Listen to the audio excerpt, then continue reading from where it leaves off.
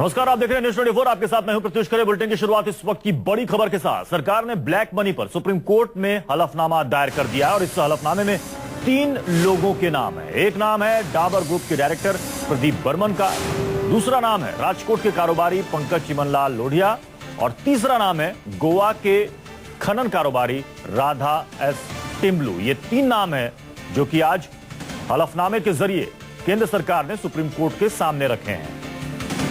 आज supreme court में हलफनामा दायर करना था केंद्र सरकार को और आज सरकार की तरफ से यह हलफनामा दायर किया गया जिसमें 3 लोगों के नाम सरकार ने सुप्रीम कोर्ट में बताए हैं। वो 3 नाम हैं डाबर ग्रुप के निदेशक प्रदीप बर्मन, गोवा के खनन कारोबारी राधा टिम्बलू और राजकोट के बुलियन कारोबारी पंकज चिमनलाल। और इस वक्त सीधे रुक कर सकते हैं सुप्रीम कोर्ट का, जहां पर हमारे संवाददाता प्रभाकर मिश्रा इस वक्त जुड़ चुके हैं। प्रभाकर, ये बताइए कि ये तीनों लोग के बारे में पूरी डिटेल जानकारी और इनकी क्या प्रतिक्रियाएं सामने आई है, क्योंकि नाम इनका सामने आया है सुप्रीम कोर्ट में, केंद्र सरकार ने इनका नाम लिया है, तो जाहिर तौर पर ये इनकी तरफ से भी प्रतिक्रियाएं सामने आ रही होंगी। प्रत्युष, पहले तो अपने दर्शकों के लिए बताऊं कि जो ये 3 नाम हैं जी, ये हमारे दर्शकों के किसी काम के नाम नहीं है, पहली बात। दूसरी बात ये कि अगर देश का वित्त मंत्री ये कहता है कि अगर नाम डिस्क्लोज करेंगे तो कांग्रेस के और कांग्रेस के नेताओं को शर्मिंदगी उठानी पड़ेगी। ये तीनों नाम ऐसे नहीं है जिसमें कांग्रेस के नेताओं को शर्मिंदगी उठानी पड़ेगी। सबके मन में सवाल उठेगा कि आखिर जब वित्त मंत्री ने कहा कि नाम डिस्क्लोज करने पर कांग्रेस पार्टी को मुश्किल हो सकती है, शर्मिंदगी उठानी पड़ सकती है, तो वो नाम आखिर है कहां, किस है, पहली बात। दूसरी बात, जो आपने एक प्राइमरी सवाल पूछा कि ये लोग कौन हैं, इनकी प्रतिक्रिया क्या है, आपने देखा कि जो प्रदीप बर्मन का जो रिएक्शन आया है, उन्होंने कहा कि उन्होंने स्वतः आईटी डिपार्टमेंट को ये बताया था कि he is having account in foreign banks. उन्होंने ये भी बताया है कि उन्होंने टैक्स दिया है, अपने पैसे पे जो उन्होंने पैसा वहां जमा किया है उस पर उन्होंने टैक्स का भुगतान किया है। अब ऐसे में प्रत्युष, इस बात को ऐसे समझा जा सकता है कि कई बार अपराध इतना बढ़ जाता है, कोई हाई प्रोफाइल मामला होता है, पुलिस हाथ पांव मारती है और कुछ लोगों को, निर्दोष लोगों को अचानक पकड़ लेती है, एनकाउंटर कर देती है। बाद में पता चलता है कि नहीं, एनकाउंटर वाज फर्जी या जो अरेस्ट किया गया वो गलत है। इन नामों को देख के लगता है कि जिस तरह से 17 अक्टूबर को केंद्र सरकार ने सुप्रीम कोर्ट में अर्जी लगाई और ये कहा कि वो नाम डिस्क्लोज नहीं करना चाहते, और उसके बाद जब हो हल्ला मचा, बवाल मचा, राम जेठमलानी ने विरोध किया, मीडिया ने विरोध किया, उसके बाद राजनीतिक पार्टियों ने विरोध किया, तो उसके बाद जो 3 नाम आए हैं उससे आम आदमी को कोई लेना देना नहीं है। आम आदमी का इंटरेस्ट इसमें है कि जो राजनेताओं ने करप्शन कर देश का काला धन बाहर भेजा है, देश का धन बाहर भेजा है, उनका नाम बताए मोदी सरकार, जो मोदी सरकार फिलहाल बताने में असफल रही है।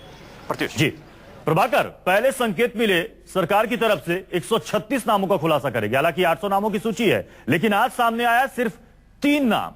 सवाल यह भी है कि जैसा कि आपने कहा कि बर्मन कह रहे हैं कि उन्होंने इनकम टैक्स में पूरी डिटेल दे दी है, टैक्स उन्होंने बकायदा पे किया है, एनआरआई के तौर पर उनका पैसा वहां पर जमा है, इसमें कहीं कोई ब्लैक मनी नहीं है। अगर ये तमाम साक्ष्य और सबूत वो सार्वजनिक करते हैं, लोगों के सामने रखते हैं, तो जाहिर तौर पर केंद्र सरकार की यहां पर बड़ी किरकिरी होगी।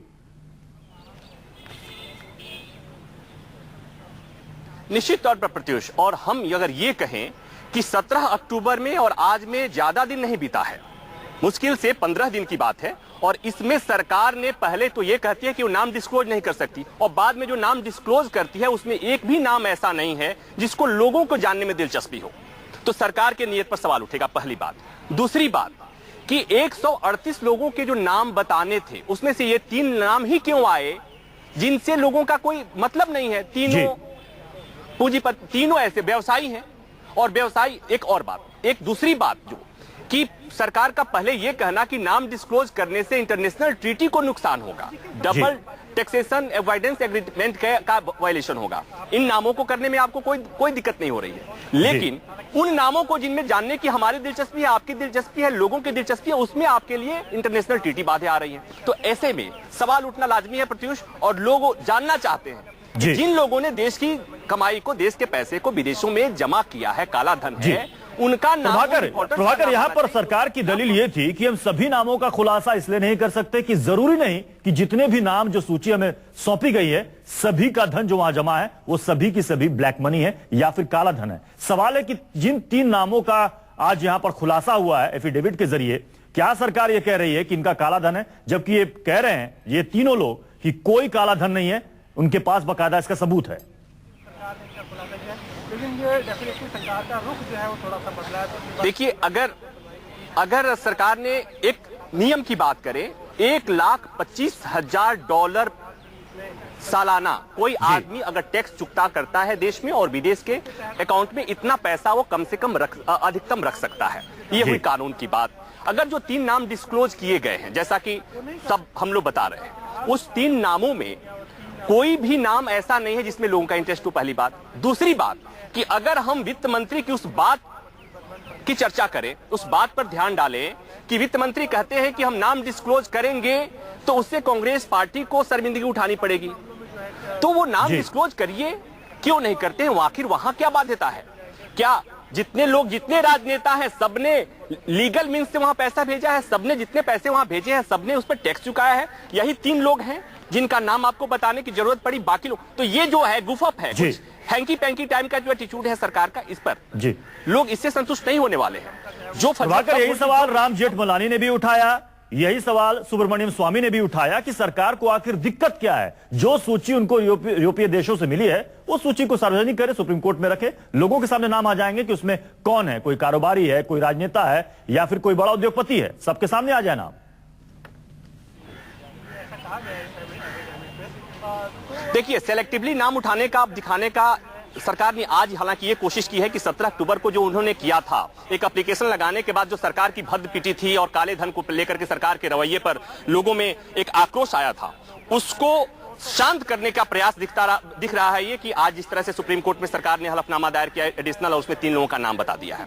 ये एक खानापूर्ति बस समझ में आ रही है कि सरकार ने खानापूर्ति करी कि, और सरकार ये दिखाने की कोशिश कर रही है कि सरकार ने जो कहा, जो एप्लीकेशन लगाया, जो अर्जी लगाई, उसका गलत मायने निकाला गया। दरअसल सरकार चाहती है कि नाम डिस्क्लोज करे, लेकिन वो उन्हीं लोगों का कर सकती है, करना चाहती है जिनके खिलाफ प्राइमा फेसाई एविडेंस है। लेकिन सरकार के इस कहने में, सरकार के इस करने में, सरकार ने जो आज कदम उठाया, सरकार ने, अगर आपको लगता नहीं कि आज जो सरकार ने जो 3 नाम बताए हैं, और जैसा कि आप कह रहे हैं कि लोगों की दिलचस्पी इस बात की थी कि क्या इसमें कोई बड़े राजनेता का नाम है, जैसे काले धन के मसले पर सुप्रीम कोर्ट में हलफनामा दायर किया जिसमें 3 नामों का जिक्र किया है, प्रदीप बर्मन डाबर समूह के निदेशक, राधा टिमलू गोवा के खनन कारोबारी, और पंकज चमनलाल राजकोट के बुलियन कारोबारी।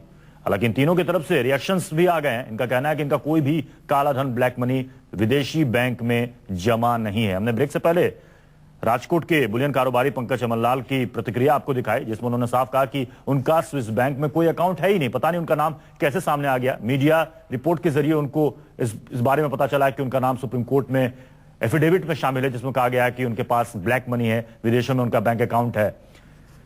इस बड़ी खबर पर लगातार हमारी नजर बनी हुई है। तुरंत लौटते हैं, आप देखते रहिए न्यूज़ 24।